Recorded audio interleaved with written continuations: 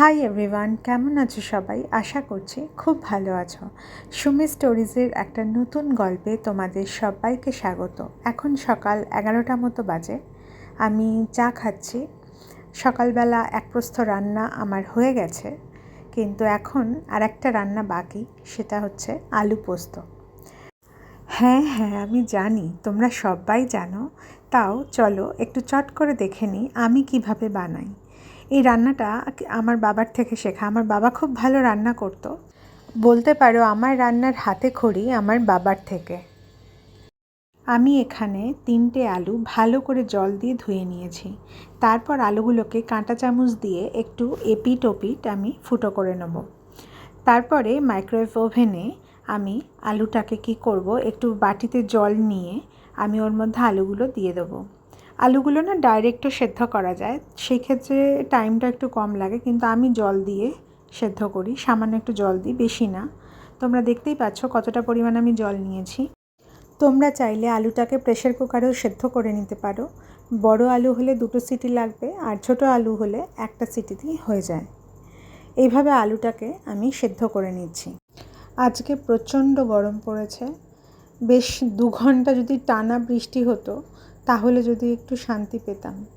2 দিন ধরে এত গরম লাগছে, রান্নাঘরে দাঁড়িয়ে রান্না করাটা সত্যিই খুব কষ্টের হয়ে যাচ্ছে। 2.5 মিনিট পর আলুগুলোর একদিক সিদ্ধ হয়ে গেছে। যাতে পুরো আলুটা ভালো মতো সেদ্ধ হয়ে যায়, তার জন্য আলুগুলোকে আমি উল্টে দিচ্ছি, দিয়ে সব আলু ভালো মতো সেদ্ধ করে নেব। তারপরে আলু পোস্ত করতে যে ইনগ্রিডিয়েন্টসগুলো আমার লাগবে সেগুলো আমি কেটে নিয়েছি। এক্ষেত্রে পেঁয়াজ, টমেটো আমি ডুমো ডুমো করে কেটে নিয়েছি। মিহি বেশি করিনি, আর মিহি করলেও অসুবিধা নেই, স্বাদের তো কোনো তারতম্য হবে না। আমি যেভাবে আলু পোস্তর জন্য পেঁয়াজ কেটে আসছি সেটাই তোমাদের সাথে শেয়ার করলাম। আর এর সাথে নিয়ে নিয়েছি একটু কাঁচা লঙ্কা চেরা। গুঁড়ো লঙ্কা তো এই রান্নায় পড়ে না, তোমরা সবাই জানো। আর সাথে নিয়ে নিলাম পোস্ত। পোস্ত মিক্সিতে বেটে নিয়েছি, তোমরা চাইলে শিলেও বাটতে পারো। আর পোস্তর মধ্যে একটু হলুদ আমি যোগ করেছি। আর আলুগুলো সিদ্ধ হয়ে গেলে সেগুলো খোসা ছাড়িয়ে আমি এরকম ডুমো ডুমো করে আমি কেটে নিয়েছি। আলু পোস্ত করার জন্য আমার সব এখন রেডি। আলু সেদ্ধ হয়ে গেছে, পোস্ত বাটা হয়ে গেছে, আর সাথে পেঁয়াজ, টমেটো আর লঙ্কা কুচানো। এবার একটি প্যানে আমি সর্ষের তেল নিয়েছি। আমি এখানে 2 চামচ মতো সর্ষের তেল নিয়েছি। তার মধ্যে একটু কালো জিরে আমি ফোড়ন দিয়ে দেবো। কালো জিরে ফোড়ন দিয়ে আমি ওর মধ্যে পেঁয়াজ, লঙ্কা এবং টমেটো যেটা কুচিয়ে রেখেছিলাম সেটা আমি হালকা করে আমি ভেজে নিচ্ছি। হালকা ভাজতে ভাজতেই আমি এর মধ্যে একটু নুন অ্যাড করে দেবো, যাতে টমেটোগুলো নরম হয়ে গলে যায় তাড়াতাড়ি। আর খুব এটাকে লাল করে কিন্তু আমি একদমই ভাজবো না। একটু নুন অ্যাড করে যেই টমেটোটা হালকা গলে যাবে তখনই আমি এর মধ্যে আলুটা মিশিয়ে দেবো। ব্যাস, আমার টমেটো গলে গেছে, আলুটাও আমি এই পর্যায়ে এসে মিশিয়ে দিচ্ছি।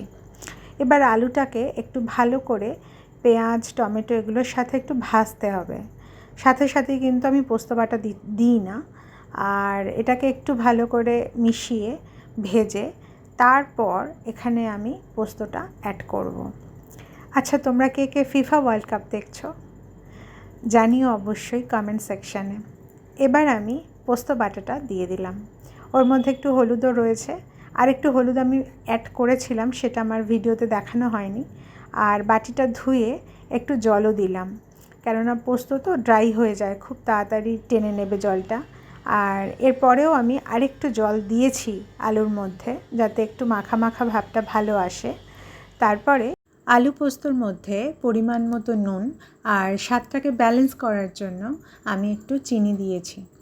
আর সমস্ত কিছু দিয়ে আমি একটা ঢাকনা দিয়ে এটাকে ঢেকে দেবো, যাতে নুন আর চিনিটা ভালো মতো আলু পোস্তর সঙ্গে মিশে যায়। যাদের চিনি খাওয়া বারণ তারা অবশ্যই এটাকে স্কিপ করো। আর চিনি দিলে সাধারণত দেখেছি রান্নার একটা টেস্ট আলাদা আসে, তবে আগে শরীর তারপর মুখের স্বাদ।